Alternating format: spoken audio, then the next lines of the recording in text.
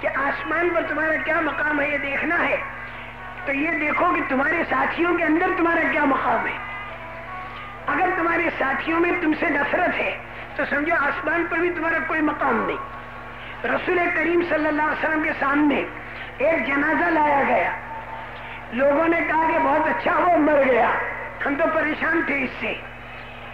نماز پڑھائی, جنازہ گیا, فرمایا وجبت. دوسرا جنازہ آیا, لوگوں کا بڑا صدمہ ہو, ان کے مرنے سے بہت اچھے آدمی تھے. نماز پڑھائی, جنازہ گیا, فرمایا وجبت, واجب ہو گئی. لوگوں نے پوچھا حضرت دونوں کو واجب ہو گئی کیا؟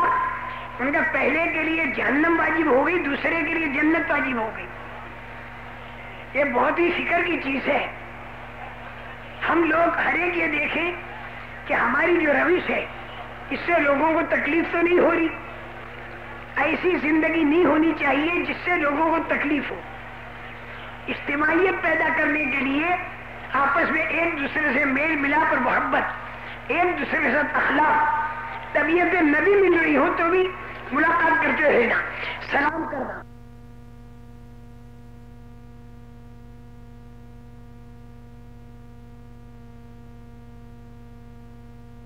کیسے ہیں اتنا پوچھو گے نا, اس سے بھی بہت سی اس کے دل صاف ہو جائے گا. جا کے سلام کر لیا, او بھائی آپ کا بچہ بیمار تھا, کیا حال ہے اس کا, طبیعت ٹھیک ہوگی. اتنا تم پوچھو گے, اتنے اخلاق برتو گے, اس کا دل قریب آئے گا. بار بار اگر اس طریقے سے تم کرتے رہے تو اندر کی بہت سی چیزیں تو یوں ہی صاف ہو جائیں گی. دو چار باتیں اگر رہ گئی تو بیٹھ کر آپس میں اس کے بارے میں بات کر لو گے تو اللہ کی ذات سے امید ہے کہ وہ بھی صاف ہو جائے گی. اسی لیے حضرت علی رضی اللہ تعالیٰ عنہ نے اپنے ایک گورنر پر یہ لکھا کہ یہ جو تم الگ بن تھلگ رہتے ہو یہ ٹھیک نہیں, ملاقاتیں برابر کرتے رہو تاکہ صحیح بات تمہارے سامنے آوے. دوسروں سے جو باتیں پہنچتی ہیں وہ ٹھیک نہیں پہنچتی اور اس میں دلوں کے اندر بہت ہی دوری ہونی شروع ہو جاتی ہے. ملاقات کرتے رہو, ملتے جلتے رہو. بیان میرا کہیں لمبا ہو کر وہ چیز میں نے چھیڑی سی کہیں رہ نہ جائے. یاد آ گیا, یاد آ گیا, نہیں یاد آیا میں یاد دلاتا ہوں. میں یہ عرض کر رہا تھا کہ ہمارے کام کے اندر اجتماعیت ہونی چاہیے. حضرت عثمان کے زمانے میں جو الجھن اور پریشانی آئی اس کی دو وجہ. ایک تو کام کرنے والے آپس کے اندر ان کے جوڑ نہیں تھا, اور دوسری بات یہ تھی کہ کام کرنے والوں کا اپنے بڑوں سے جوڑ نہیں تھا. یہ دو باتیں حضرت عثمان کے زمانے میں ہوئی, اور وجہ میں نے اس کی بتائی کہ زیادہ تر رسول کریم صلی اللہ علیہ وسلم کے صحبت یافتہ لوگ حضرت عمر کے زمانے میں اللہ کو پیارے ہو گئے.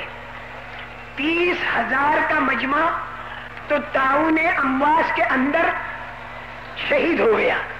اسی پر میرے بات کا رخ بدل گیا تھا کہ بھئی تکلیف نعمتیں بھلوں پر بھی آتی ہیں, بروں پر بھی آتی ہیں. اسی پر میرا رخ بدلا تھا.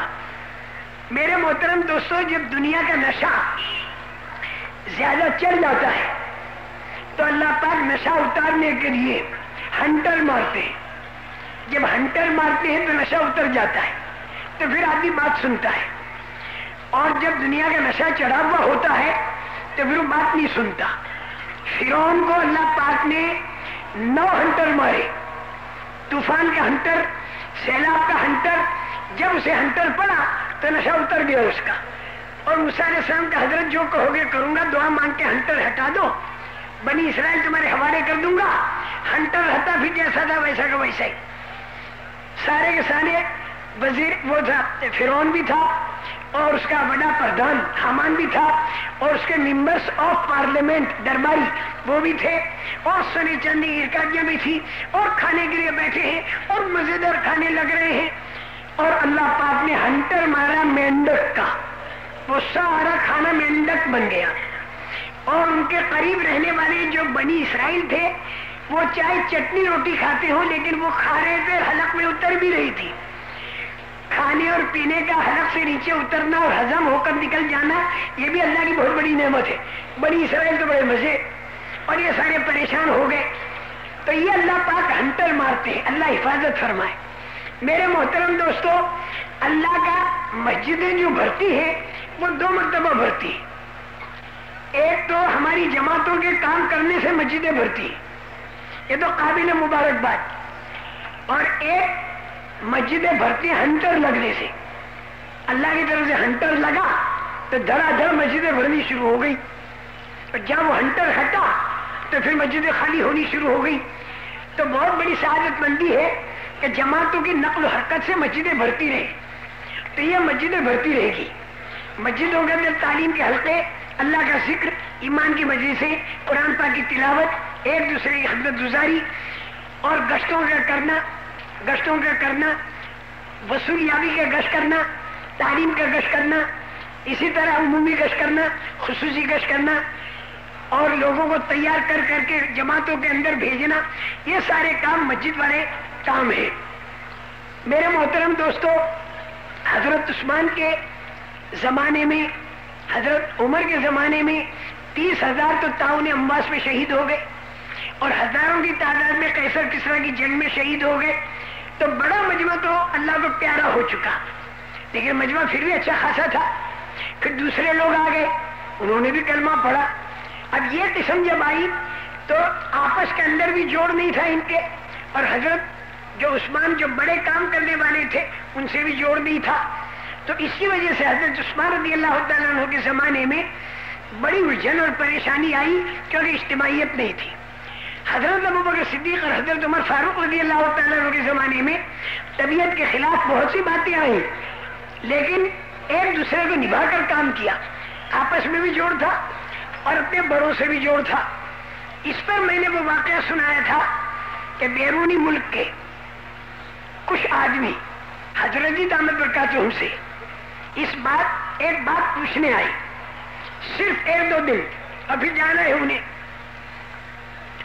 حضرت آرام فرما رہے تھے، طبیعت ٹھیک نہیں تھی، ہم نے ان سے ملاقات کی تو انہوں نے یہ کہا کہ بھئی ہمارے ملکوں میں جماعتیں آتی ہیں اور کوئی بتاتا ہے یوں کرو، کوئی بتاتا ہے یوں کرو، ہم لوگ سارے پریشان ہیں، کیا کریں؟ ہر ایک حوالہ دیتا ہے بڑوں کا۔ کسی نے کہا میں نے خود بڑے حضرت جی سے سنا، دوسرا کہتا ہے میں نے بھی بڑے حضرت جی سے سنا، مولانا یوسف صاحب رحمۃ اللہ علیہ سے سنا، یا ان سے جنہوں نے سنا ان سے سنا۔ اب ہم سارے کام کرنے والے پریشان ہیں، ہر ایک بڑوں کا حوالہ دیتا ہے، تو ہم تو صرف مشورہ کرنے کے لیے آئے حضرت جی کہ حضرت جی ہم کو بتائیں کہ ہم ایسے موقع میں کیا کریں، الگ الگ سارے باتیں کر رہے ہیں۔ خیر، تو میں نے بیٹھ کر ان سے بات کی، میں نے کہا بھائی دیکھو ہماری سمجھ میں تو یہ آ رہا ہے کہ بڑوں نے جو بات کہی اس کا مطلب کیا ہے؟ اس کا مطلب وہ ہونا چاہیے جو امیر الوقت بتاوے، اس وقت کا امیر جو بتاوے وہ اس بات کا مطلب ہمیں سمجھنا چاہیے۔ سنا سب نے ہے، لیکن امیر وقت جو بتائے اس پر سب کو جمنا چاہیے۔ اور اس میں مثال ہم نے حضرت ابوبکر صدیق رضی اللہ تعالیٰ عنہ والی دی۔ رسول پاک صلی اللہ علیہ وسلم اس دنیا سے پردہ فرما گئے، چاروں طرف سے ہنگامے کھڑے ہو گئے۔ اب سب کی رائے یہ ہے کہ حضرت اسامہ کا لشکر ملک شام بھیجنے کے بجائے مدینہ منورہ میں ٹھہرایا جائے، باہر کا کام کرنے کے لیے بھیجنے کے بجائے مقامی کام کے لیے یہی ٹھہرایا جائے، اقدامی کام کرنے کے بجائے دفاعی کام کرنے کے لیے ٹھہرایا جائے، چاروں طرف سے حملے کی خبریں ہیں، یہ کیا جائے۔ تو اس پر حضرت ابوبکر صدیق رضی اللہ تعالیٰ عنہ نے یہ بات ذہن کے اندر ڈالی کہ یہ 3000 کیا کریں گے جب اللہ کی مدد نہیں ہوگی؟ اللہ کی مدد آئے گی جب رسول کریم صلی اللہ علیہ وسلم کی بات پوری ہو۔ آپ کی بات چھوٹ گئی تو اللہ کی مدد اٹھ گئی، تو اللہ کی مدد اٹھ جانے کے بعد پھر ہم کچھ نہیں کر سکیں گے۔ اللہ کی مدد کے لانے کا طریقہ یہ ہے کہ حضور پاک صلی اللہ علیہ وسلم کی بات کو پورا کیا جائے۔ آپ نے کہا تھا انفیزو جیسا اسامہ، حضرت اسامہ کے لشکر کو روانہ کرو اور تم قدر روکے رکھو، تو نبی کی بات چھوٹ گئی۔ تو بہت سو نے یہ کہا کہ اس وقت حضرت حالات اچھے تھے اور اب حالات بہت نامناسب ہو گئے، تو اس وقت کے حالات کے اعتبار سے ہمیں کرنا چاہیے۔ حضرت ابوبکر صدیق رضی اللہ تعالیٰ عنہ نے ان لوگوں کا ذہن یہ بنایا کہ حالات کی وجہ سے احکامات کے اندر تغیر نہ کیا جائے، بلکہ احکامات پر جم کر حالات کو برداشت کیا جائے، احکامات پر جم کر حالات کو برداشت کیا جائے. یہ ہے آسمان سے مدد اتروانے والی چیز. ہر چیز پر حضرت ابوبکر جمے رہے. اخیر میں جا کر سب نے اس بات کو مان لیا، جہاں تک کہ حضرت عمر نے بھی.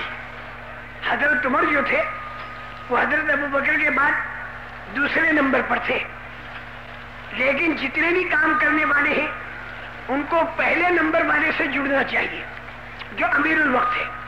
یہاں تک کہ دوسرے نمبر والا جو ہے اس کو بھی امیر الوقت سے جڑنا چاہیے. یہ نہیں کہ دوسرے نمبر والا یوں سمجھے کہ میں تو یوں ہوں میں تو یوں ہوں، اسے بھی امیر الوقت سے جڑنا چاہیے، تو ہی اجتماعیت باقی ہوگی رہے گی.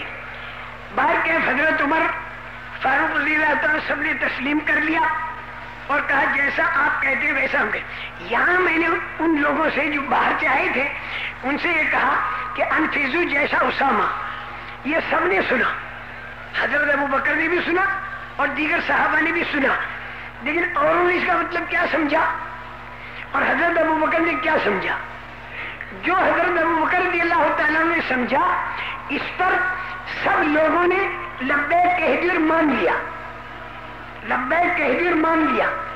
ہم نے کہا یہ اصول قیامت تک رہے گا کہ جو بات امیر الوقت کہہ دے وہ سب کو مان لینے میں خیر ہے.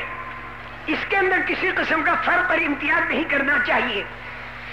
ایک مرتبہ حضرت جی رحمت اللہ علیہ آرام فرما رہے تھے، میں پاس گیا، عشاء کی نماز ہو چکی تھی، تو میں نے حضرت جی رحمت اللہ علیہ سے پوچھا، مولانا یوسف صاحب رحمت اللہ علیہ سے کہ حضرت میں تو نیا لگا ہوا آدمی ہوں اور مجھے نظام الدین میں زیادہ ٹھہرنے بھی نہیں ملتا، ہر وہ جماعتیں لیے پھرتا رہتا ہوں، بڑے حضرت کو میں نے دیکھا نہیں، آپ کو دیکھا ہے اور آپ کے پاس زیادہ ٹھہرنے کا موقع نہیں ملتا. اب میں بہت پریشان ہوں کہ یہ کام کرنے والے جو بڑے بڑے لوگ ہیں یہ کوئی ایک بات کہتے ہیں تو دوسری بات کہتے ہیں، دونوں ہمارے بڑے ہیں، اب مجھے کیا کرنا. تو میرے سے یوں کہنے لگے مولانا یوسف صاحب رحمۃ اللہ مولوی صاحب تم تو مولوی ہو، تم تو مولوی ہو، جیسے حدیثیں الگ الگ ہوتی ہیں تو ان میں تم جوڑ ملا دیتے ہو، قرآن کی آیتوں کا مطلب الگ الگ سمجھ میں آتا ہے تو تم اس کے اندر جوڑ ملا دیتے ہو. تو اسی طرح بڑوں کی بات جو الگ الگ طریقے سے بیان کریں تو کسی کی تردید بھی مت کرو اور کسی کا بالکل وہی کاپی ٹو کاپی مت لو، بلکہ بیچ کا کوئی راستہ ایسا نکالو کہ اس کی تردید بھی نہ ہو اور اس کا پورا اقرار بھی نہ ہو، اور بیچ کا راستہ یوں ہو تو یوں کر دینا چاہیے اور یوں ہو تو یوں کر دینا چاہیے. تمہاری جو تو بالکل آسان ہے، تم تو 9 سال اسی میں گزارے مدرسے کے اندر. یہ فرمایا. میں نے مولانا یوسف صاحب رحمۃ اللہ علیہ سے عرض کیا کہ حضرت اصولوں کے اوپر آپ ایک کتاب لکھ دو بس، تاکہ سارے کام کرنے والے اختلافات ختم ہو جائے. اس کتاب میں جیسا لکھا ہوگا ویسے چلتے رہیں گے سب کے سب. مولانا یوسف صاحب رحمۃ اللہ علیہ نے فرمایا کہ میں اصولوں پر کوئی کتاب نہیں لکھ سکتا، اس لیے کہ کوئی کلیہ ایسا نہیں ہے کہ جس کے اندر سے جزیہ مستثنیٰ نہ ہوتا ہو. اس بنا پر میں کتاب نہیں لکھ سکتا، کیونکہ میں جو لکھوں گا قرآن حدیث و صحابہ کی زندگی کو سامنے رکھ کر میرا اجتہاد ہوگا. علماء کرام جتنے پوری دنیا کے اندر پھیلے ہوئے ہیں وہ اس بات کے مکلف نہیں کہ وہ ہر ایک کے اجتہاد کو لے لے، اس لیے میں کتاب نہیں لکھ سکتا اور کوئی فائدہ نہیں، کیونکہ ہر کلیہ کے اندر سے جزیہ مستثنیٰ ہوتا رہتا ہے. تو پھر میں نے کہا پھر فرمائیے پھر کیا. فرمایا ہمارے اصول یہ حیات صحابہ جو ہے، صحابہ کی زندگی یہ ہمارے اصول ہیں، لیکن کھلیں گے کس پر؟ جو کام کرتے رہے گا تو اس کو الحمدللہ یہ بات سمجھ میں آتی رہے گی کہ کون سے موقع پر کیا کرنا، کون سے موقع پر کیا کرنا. بہرکیف وہ جو آئے تھے پوچھنے کے لیے، میں نے کہا اتنی بات تو میری تمہاری ہو گئی، اب اس کے بعد پھر حضرت جی جب اٹھیں گے تو ان کے پاس ہم سب جائیں گے. حضرت جی بیدار ہوئے، فارغ ہو گئے ضروریات سے، ان کو لے کر ہم حاضر ہوئے حضرت کے پاس، اور جو بات ہم نے ان سے کہی تھی وہ بات حضرت کے سامنے رکھ دی. کہ الگ الگ باتیں ہیں تو اس میں کیا کریں؟ تو ہم نے تو ان سے یہ کہا کہ جو امیر الوقت کہہ دے اس کے مطابق کرنا چاہیے. تو حضرت جی نے بس ایک ہی جملہ فرمایا، یہ فرمایا ہاں مناسب ہے۔ اس کے بعد پھر وہ لوگ چلے گئے، دوسرے جہاز سے وہ لوگ چلے گئے۔ میرے محترم دوستوں اور بزرگوں، رائے الگ الگ ہونا یہ کوئی حرج کی بات نہیں۔